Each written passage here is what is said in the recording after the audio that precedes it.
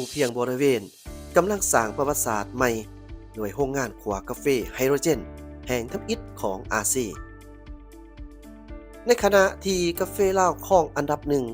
สินค้ากสิกรรมส่งออกของประเทศมูลค่าสูงกว่า200 ล้านดอลลาร์ต่อปีปัจจุบันผู้เพียงบริเวณกำลังสร้างประวัติศาสตร์หน้าใหม่โดยโรงงานขัวกาแฟไฮโดรเจนแห่งทับอิฐของอาเซียนที่จะเฮ็ดให้กาแฟลาวมีมูลค่าเพิ่มและเป็นมิตรกับสิ่งแวดล้อม 100% ผู้เพียงบริเวณแหล่งปลูกกาแฟที่ใหญ่ที่สุดของลาวที่ตั้งอยู่สูงกว่า 1,000 เมตรจากระดับน้ำทะเลกำลังจะกลายเป็นจุดศูนย์กลางของนวัตกรรมใหม่บริษัทญี่ปุ่นโดยการนำพาของทานนิชิโอะริโออาโรในหัวมือกับผู้ผลิตท้องถิ่น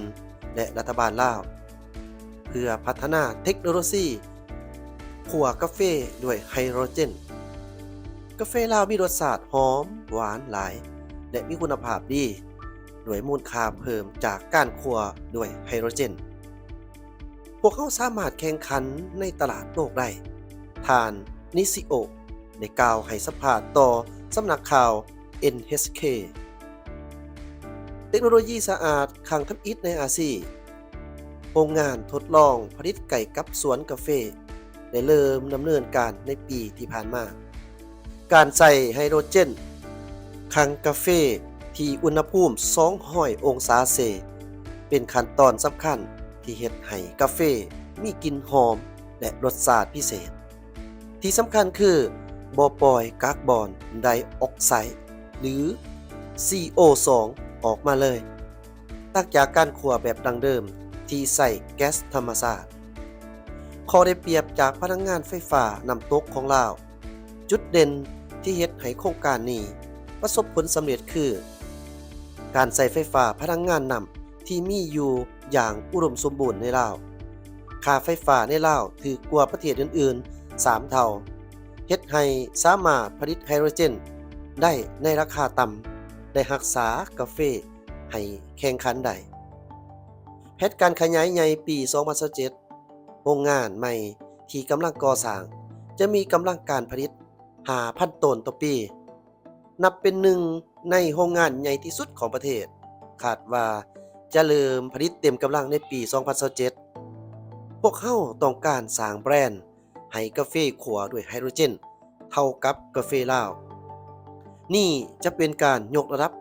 การรับคู่กาแฟลาวทั่วโลกทานนิชิโอะกล่าวเพิ่มโครงการนี้บ่เพียงแต่เป็นการพัฒนาเทคโนโลยีแต่ยังเป็นการช่วยชาวสวนชาวกาแฟลาวให้มีตลาดใหม่ที่จ่ายราคาดีกว่าเก่าการมีป้ายชื่อกาแฟสะอาด 100% จะเป็นจุดขายที่ดึงดูดผู้บริโภคระดับสูงทั่วทุกมุมโลกเจ้าเว้าได้ว่าแขวงจำปาสักเป็นอีกแขวงหนึ่งที่ใหญ่เศรษฐกิจใหญ่อยู่ทางเขตภาคใต้ของลาวแล้วก็เต็มไปด้วยทรัพย์ในดินสินในน้ำเต็มไปด้วยวิวทิวทัศน์ธรรมชาติหลายอย่างนานาประการฉะนั้นเขาจะมาเรียนรู้กันเกี่ยวกับทางแขวงจำปาสักโดยเฉพาะในปี 2026 นี่ทางแขวงจำปาสักจะสุมใส่หลายหน้าเวียกเพื่อสืบต่อจัดตั้งปฏิบัติวาระว่าด้วยการแก้ไขความยุ่งยากต่อการพัฒนาการท่องเที่ยวโดยหนังสือพิมพ์จำปาใหม่นิวส์เพเปอร์แขวงจำปาสักภาคใต้สปปลาวเพื่อจัดตั้งปฏิบัติแผนพัฒนาเศรษฐกิจสังคม5 ปีครั้งที่ 10 2026ถึง 2030 ของแขวงจำปาสักตามทิศที่ว่าอยู่แห่งพัฒนาเศรษฐกิจสังคมให้ขยายตัวและมีประสิทธิภาพนำใส่ทุกท่าแห่งบ่มซ่อนอย่างมีประสิทธิผลตามทิศสีเขียวและยืนยงตั้งหน้าสร้างเศรษฐกิจเอกราชเป็นเจ้าตนเองสำหรับแผนพัฒนาการท่องเที่ยวมี 4 เขตการพัฒนาโดยซุ้มใส่เขตพัฒนาสีพันดอนเขตวัดผู้จำปาสักการท่องเที่ยวกสิกรรมและธรรมศาสตร์ผู้เพียงบริเวณและเขตท่องเที่ยวประวัติศาสตร์วัฒนธรรมอยู่นครปากเซโดยจะสืบต่อประสานสมทบกับทุกภาคส่วนในการจัดตั้งปฏิบัติวาระของแขวง ว่าด้วยการแก้ไขความยุ่งยากต่อการพัฒนาการท่องเที่ยวโดยเฉพาะแผนการสร้างความรับรู้เข้าใจถึงความสำคัญในการเป็นเจ้าภาพที่ดีต้อนรับนักท่องเที่ยวการสร้างความประทับใจแก่นักท่องเที่ยวการรักษาความสะอาดสวยงามตาเส้นทางและอาคารบ้านเรือนการปกปักรักษาแหล่งท่องเที่ยวที่แขวงได้ขึ้นทะเบียนแล้วบ่ให้ถูกบุกรุกทำลายการปรับปรุงเส้นทางเข้าถึงสถานที่ท่องเที่ยวให้สะดวกสบายทั้งฤดูแล้งและฤดูฝนการสร้างผลผลิตภัณฑ์การท่องเที่ยวใหม่การผลิตสินค้าที่ระลึกติดพันกับความเป็นเอกลักษณ์ทางธรรมศาสตร์และวัฒนธรรมท้องถิ่นและของแขวงการโฆษณาการท่องเที่ยวและอื่นๆสมทบกับทางกระทรวงภาคส่วนที่เกี่ยวข้องของแขวงและเมืองในการเขียนแผนพัฒนาแหล่งท่องเที่ยวที่สำคัญของแขวงเป็นต้นแมนเส้นทางบูฮ่านระยะวัดผู้หาถาดสามปางแหล่งท่องเที่ยวผู้ไฟล้านปีผู้ของพร้อมบริเวณผู้เก่าผู้มาโล่งและแหล่งท่องเที่ยวอื่นๆที่อยู่ในเป้าหมายการพัฒนาของแขวงสมทบกับสถาบันการศึกษาและภาคส่วนที่เกี่ยวข้องในการปรับปรุงยกระดับมาตรฐานการบริการท่องเที่ยวและการโฆษณาการท่องเที่ยวสวมใส่การคุ้มครองยกระดับมาตรฐานการบริการของสถานที่ท่องเที่ยวโรงแรมเรือนพักร้านอาหารและสถานบริการอื่นๆที่ติดพันกับการท่องเที่ยวเอาใจใส่พันขยายบทบาทบทบันทึกการร่วมมือทั้งด้านวิชาการทั้งด้านเวียกงานวัฒนธรรมและท่องเที่ยวกับแขวงหัวพันนครหลวงวิงจันทร์แขวงวิงจันทร์และแขวงหลวงพระบางตามบทบันทึกที่ได้เส้นร่วมกันโดยการเป็นสักขีพยานของการนำของแขวงจำปาสักพันขยายบทบันทึกการร่วมมือกับบรรดาแขวงของโซเวียตนามที่แขวงได้แผนกในเส้นบทบันทึกร่วมกันแล้วให้ได้แลกเปลี่ยนทั้งด้านข้อมูลโฆษณาการท่องเที่ยวและได้ไปแลกเปลี่ยนถอดถอนบทเรียนสืบต่อขอการสนับสนุนจากธนาคารพัฒนาอาชีพในการจัดตั้งปฏิบัติโครงการพัฒนาโครงล่างเพื่อส่งเสริมการท่องเที่ยวในระยะ2ร่วมเฮ็ดเวียกกับองค์การใจกล้าประเทศญี่ปุ่นองค์การกอยก้าประเทศเกาหลีที่มาเก็บกำข้อมูลเพื่อขอการช่วยเหลือพัฒนาเวียกงานการท่องเที่ยวของแขวงจำปาสักในต่อหน้าคาดคะเนในปี2026จะมีนักท่องเที่ยวเข้ามาท่องเที่ยวแขวงจำปาสักประมาณ 633,822 คนนักท่องเที่ยวภายใน 287,611 คนและนักท่องเที่ยวชายแดน 98,527 คนนักท่องเที่ยวสากล 247,694 คนสร้างรายรับได้ 13,385.1 ดอลลาร์สหรัฐขออภัยเจ้า103,385,100 ดอลลาร์สหรัฐส่วนการจัดตั้งปฏิบัติวาระของแขวงว่าด้วยการแก้ไขความยุ่งยากต่อการพัฒนาการท่องเที่ยวปี2025ทางแผนกวัฒนธรรมและท่องเที่ยวได้นำเอาเนื้อในวาระดังกล่าวมาจัดตั้งปฏิบัติอย่างแข็งแรงเป็นต้นต่อแมนได้จัดกองประชุมวิชาการท่องเที่ยว4แขวงภาคใต้เพื่อทบทวนความคืบหน้าการจัดตั้งปฏิบัติบทบันทึกกองประชุมเชื่อมต่อ4แขวงที่แขวงสารวัตรเป็นเจ้าภาพในปี2024สมทบกับเมืองสนะสมบูรณ์และภาคธุรกิจท่องเที่ยวของแขวงสุกยู่ประชาชนบ้านโซโรใหญ่คุมหน้าโพนค่ำเพื่อกะเกี่ยมเปิดการท่องเที่ยวของบ้านทั้งด้านวัฒนธรรมและธรรมศาสตร์และสมทบเมืองปทุมพรในการแบ่งความรับผิดชอบการคุ้มครองสถานบูฮ่านอุโมงค์โตโมะคืนใหม่ในระหว่างแขนงมรดกโลกวัดภูกับเมืองปทุมพรเพื่อให้เมืองและบ้านมีส่วนร่วมในการคุ้มครองและได้รับผลประโยชน์จากสถานบูฮ่านหลายขึ้น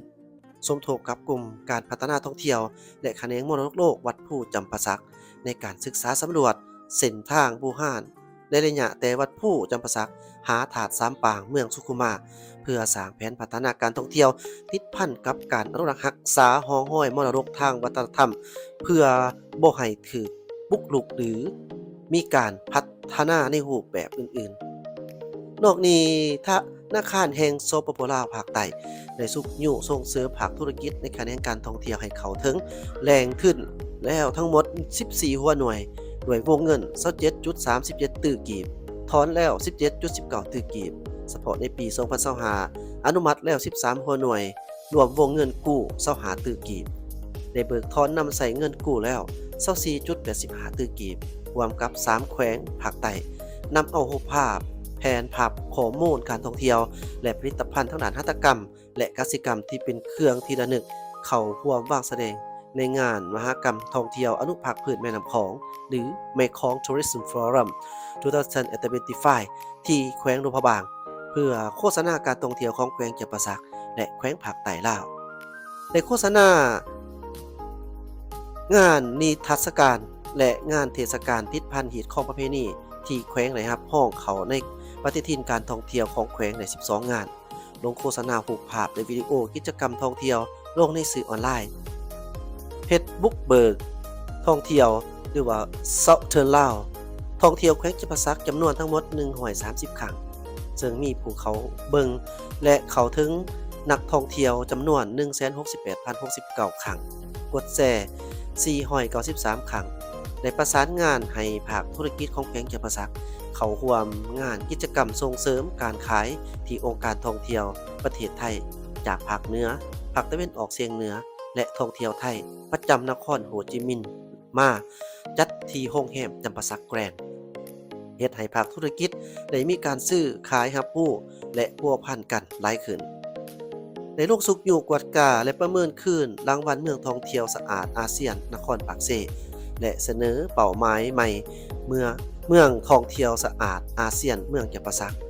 โรงกวดกาสุขอยู่โรงแรมตามมาตรฐานโรงแรมสีเขียวอาเซียนจำนวน14แห่งสถานที่จัดงานอาเซียน2แห่งและรางวัลการท่องเที่ยวยืนยงหัวข้อสิ่งแวดล้อมอีก2แห่งเพื่อเสนอเข้าแข่งขันรับรางวัลในต้นปี 2026 ที่ประเทศฟิลิปปินส์ได้สุกยู่ผู้ประกอบการธุรกิจในสถานที่ท่องเที่ยวที่สำคัญของแขวงให้มีการปรับปรุงและพัฒนาตามแผนของโครงการในสถานที่แหล่งท่องเที่ยวของนักลงทุนภายในและต่างประเทศในสิ้นบทบันทึกความมือทางด้านวัฒนธรรมและท่องเที่ยวกับ3แขวงในโอกาสที่ได้ติดตามคณะผู้แทนแขวงจำปาสักไปเคลื่อนไหวเยี่ยมยามและเฮ็ดเวียกอยู่นครหลวงเวียงจันทน์แขวงเวียงจันทน์และแขวงหลวงพระบางพร้อมนี้ยังได้พัวพันร่วมมือกับ3แขวงภาคใต้ของสสเวียดนามคือแขวงกวางนามแขวงกวนตูมแขวงบิงดิงสสเวียดนามและนครกวางโจวสปจีนเพื่อเชื่อมโยงการท่องเที่ยวปรึกษาหารือและสนองข้อมูลทางด้านการท่องเที่ยวให้แก่องค์การคอยก้าประเทศเกาหลีและองค์การใจกล้าประเทศญี่ปุ่นเพื่อเสนอขอการช่วยเหลือในการพัฒนาการท่องเที่ยวอยู่แขวงจำปาสัก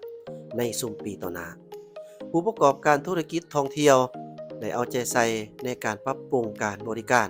สถานที่บริการโดยเฉพาะแม่นร้านอาหารร้านกาแฟสถานที่พักเช้าโรงแรมจัดสร้างผลิตภัณฑ์ท่องเที่ยวใหม่ที่สำคัญเช่นว่าการท่องเที่ยวผู้ไฟล้านปีผู้กระแตะเขตบ้านน้องยาถึงเมืองปากซองการขยายสาขาอาหารและร้านกาแฟของห้าง CC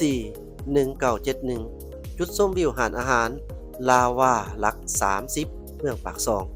การบริการเรือท่องเที่ยวที่นำของและผลิตภัณฑ์ท่องเที่ยวอื่นๆหลายอย่างของนักธุรกิจที่ติดพันกับน้ำตกตาดและแม่น้ำคองเขตเมืองปากซองและเมืองโขงร่วมกับภาคส่วนเกี่ยวข้องของแขวงในการคุ้มครองห้านบันเทิงห้านอาหารที่เคลื่อนไหวในรูปแบบบันเทิงให้เข้าสู่ระเบียบการเทอร์กาวระยะที่1ปีที่ผ่านมามีนักท่องเที่ยวเข้ามาเที่ยวแขวงจำปาสักทั้งหมด 728,064 เที่ยวคนในนั้นนักท่องเที่ยวภายใน 286,941 คนนักท่องเที่ยวชายแดน 133,809 คนนักท่องเที่ยวสากล 307,314 คนสามารถสร้างรายรับได้94ล้าน6แสน130 ดอลลาร์สหรัฐเทียบใส่ระยะเดียวกันเพิ่มขึ้น 11.24% และเทียบใส่แผนปีปฏิบัติได้ 207% เคียงคู่กับผลงานที่กล่าวมานั้นก็ยังมีข้อคงค้างและของยุ่งยาก ในการจัดตั้งปฏิบัติเป็นต้นแม่นเส้นทางเข้าถึงสถานที่ท่องเที่ยวยังยุ่งยากบ่สามารถท่องเที่ยวได้ตลอดปียังบ่ทันสามารถเปิดเส้นทางการท่องเที่ยวฝั่งเบื้องตะเวนตกย้อนอุปสรรคทางด้านเส้นทางและขัวยังบ่ทันได้รับการปรับปรุงผลิตภัณฑ์การท่องเที่ยวยังบ่มีหลากหลายบ่สามารถดึงดูดนักท่องเที่ยวให้อยู่ดนผลิตภัณฑ์สินค้าเครื่องที่ระลึกติดพันกับความเป็นเอกลักษณ์ท้องถิ่นในแต่ละเมืองยังมีน้อยยังบ่ทันคุดค้นแฮทาแห้งที่มีอยู่อย่างเต็มส่วนยังบ่มีจุดแวเฉพาะให้แก่นักท่องเที่ยวเพื่อจับจ่ายใช้สอยที่แสดงถึงเอกลักษณ์ของแขวงจำปาสักการพัวพันประสานงานการจัดตั้งปฏิบัติวาระของแขวงในการแก้ไขข้อยุ่งยากในการพัฒนาเวียกงานการท่องเที่ยวยังบ่ทันได้เฮ็ดอย่างเป็นขบวนและประสานสมทบกันอย่างครบเกี่ยวการกำหนดแผนเวียกงานในบางแขนงการยังบ่ทันลงลึกส่วนใหญ่แม่นยังเฮ็ดร่วมกันอยู่ยังบ่มีงบประมาณตอบสนองในการจัดตั้งปฏิบัติวาระว่าด้วยการแก้ไขความยุ่งยากต่อการพัฒนาการท่องเที่ยวพบขอบใจเขาทูตท่องใจภาพเพจแขนงท่องเที่ยวแขวง